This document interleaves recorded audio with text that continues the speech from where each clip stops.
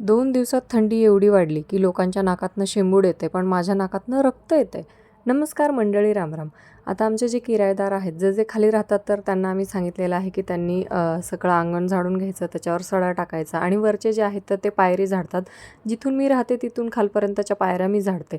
म्हणजे सगळ्यांना अशी कामं वाटून दिलेली आहेत, त्याप्रमाणे ते करतात. पण ते नसले, की मग आम्ही त्यांची कामं करतो, जसं की अंगण झाडून घेणं वगैरे.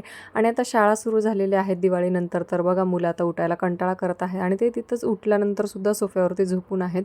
आणि मी ब्रश करून घेतला आणि नंतर बघितलं तर माझ्या नाकातनं रक्त येत होतं. आता माझ्यासाठी हे एवढं काही विशेष नाही, कारण थोडी जरी थंडी वाजली तर मला लगेच असे प्रॉब्लेम्स होतच असतात.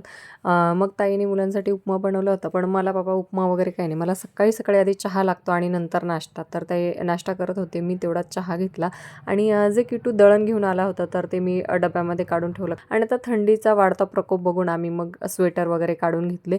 आणि माझं एक पार्सल आलं होतं, तर ही चप्पल मी मागवली होती घरात वापरण्यासाठी, कारण आमच्या फरशा ज्या आहेत त्या खूपच थंड होतात आणि वातेचा प्रॉब्लेम असल्यामुळे मला थंडी काही सहन होत नाही. तर ही चप्पल मिशोवरती मला 112 रुपयाला मिळाली. त्यांचे प्राईस कमी जास्त होत असतात. तुम्हालाही हवी असेल तर लिंक टाईप करा. टाटा.